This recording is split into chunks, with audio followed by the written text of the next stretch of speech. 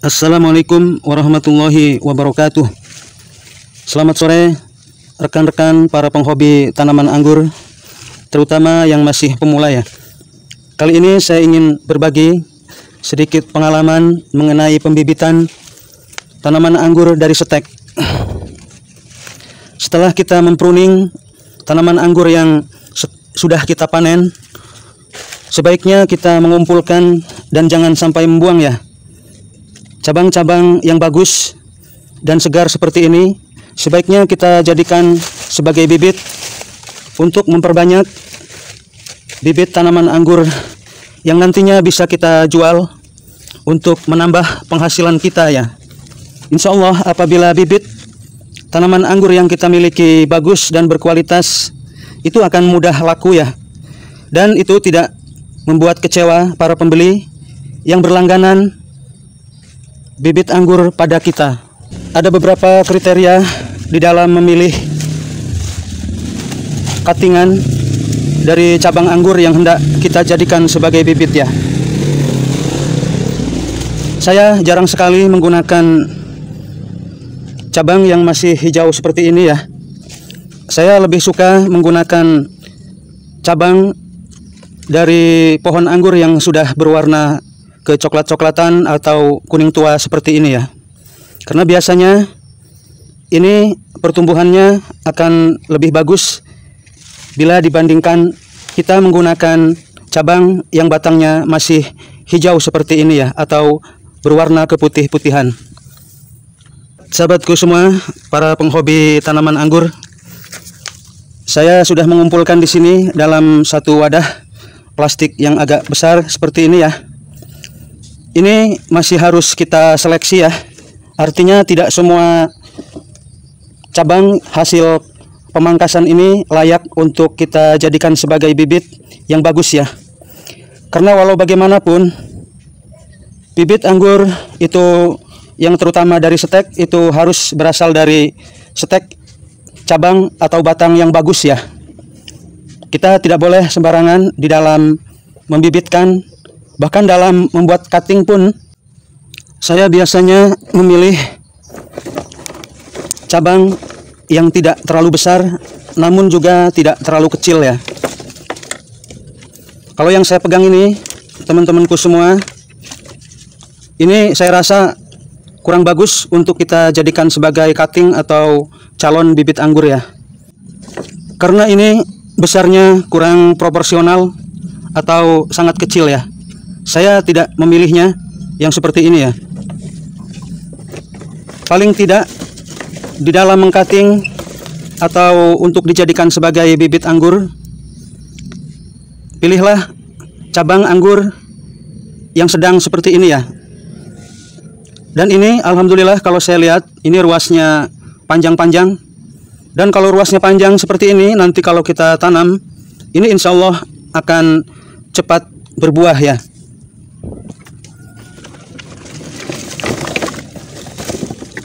Bisa juga kita memilih dari cabang yang agak besar seperti ini. Ini warnanya sudah agak menghitam ya. Dan ini sangat layak untuk kita jadikan sebagai cutting bibit pohon anggur ya.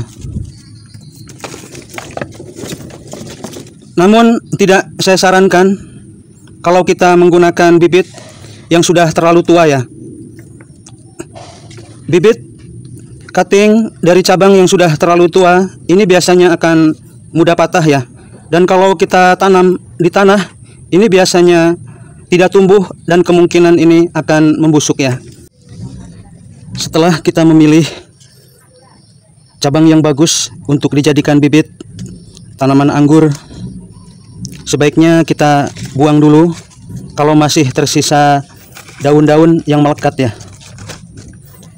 Seperti ini teman-teman.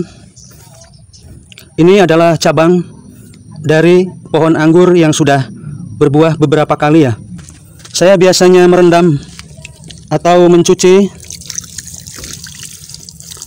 cabang-cabang pilihan dari pohon anggur yang hendak kita jadikan sebagai bibit ini ya.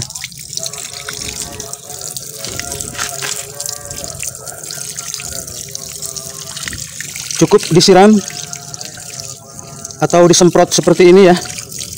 Ini agar lebih sehat nanti calon bibitnya. Dan insya Allah ini nanti akan mudah tumbuh ya.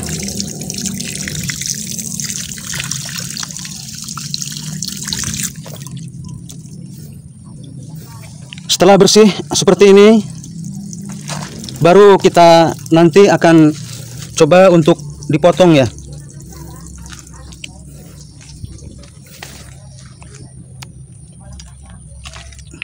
Langkah selanjutnya yang biasanya saya lakukan terhadap cabang anggur ini, saya bersihkan dulu akar yang masih menempel seperti ini ya. Walaupun pendek akarnya ini harus kita buang. Dan kalau ada cabang atau tunas yang tersisa saya buang juga ya.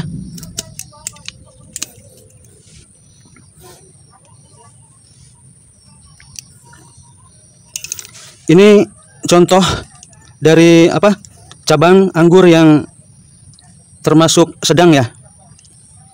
Kita potong di sini di atas mata tunas anggur yang sudah nongol ini ya. Seperti ini. Ini untuk mencirikan bagian atas ketika kita hendak menanamnya. Ini ruas pertama, ini ruas kedua, dan paling bagus kita potong sekitar 5 sampai 6 cm, kira-kira tingginya seperti ini ya, panjangnya maksud saya. Ini sekitar 5 sampai 6 cm.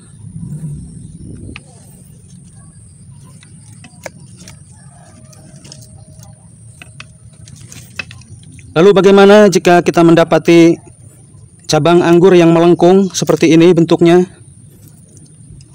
Tenang saja teman-teman, kita potong dulu seperti ini. Lalu bagian yang melengkung inilah yang harus kita potong ya. Seperti ini pas di tengah-tengah yang melengkung, tapi di atas mata tunas. Nah, ini panjangnya sekitar 5 cm ya. Dan kemudian kita potong lagi di atas mata tunas yang sudah nongol ini ya.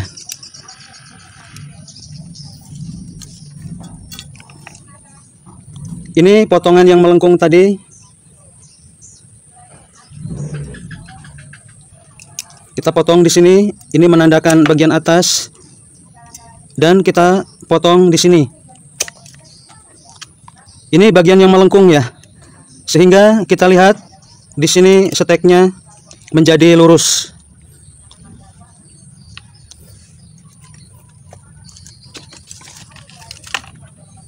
Saya pun sering membibitkan cabang yang agak besar seperti ini ya. Ini pun sama, teman-teman semua, kita buang dulu. Ini sudah ada 6 cm ya. Kalau mau kita membuat 3 ruas, 1 ruas di sini, 2 ruas, 3 ruas, maka kita memotong di sini ya. Kalau kita ingin membuat bibit yang agak tinggi atau agak panjang seperti ini ya.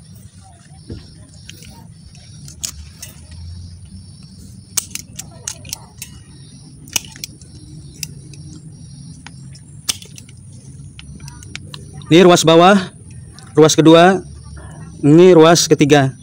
Tapi ini sebaiknya 2 ruas saja sudah cukup ya.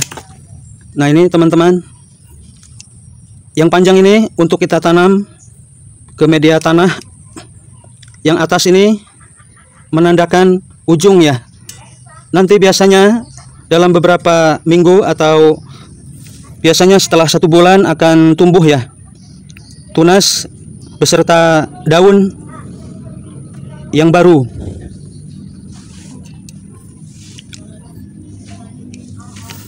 Terkadang kalau untuk cabang yang sudah agak besar seperti ini biasanya ada yang sudah mulai tumbuh akarnya ya. Bila mana tumbuh akar kecil seperti ini jangan dibuang ya teman. Ini harus tetap kita pakai. Dan kita potongnya sekitar 3 cm saja atau 4 cm ya.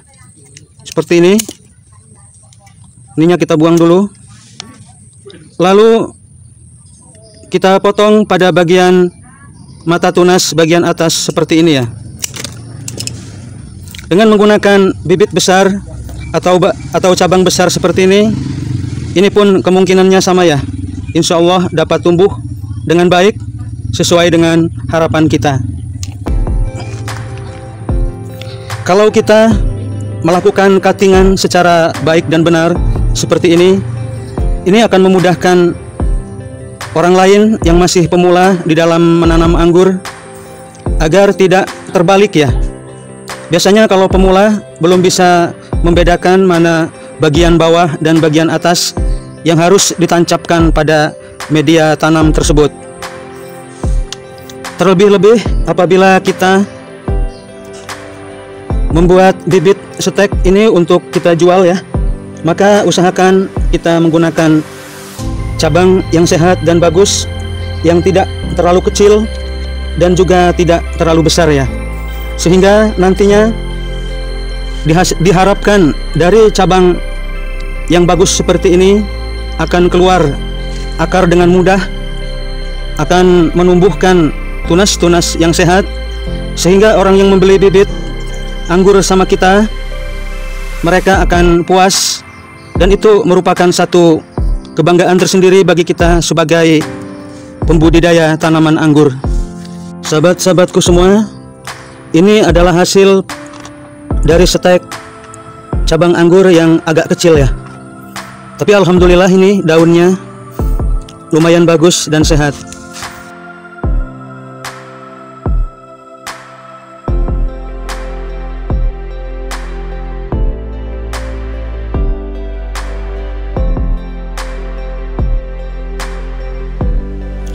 Terima kasih sudah menonton.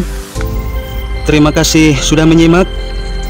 Sampai bertemu dengan saya pada video-video berikutnya.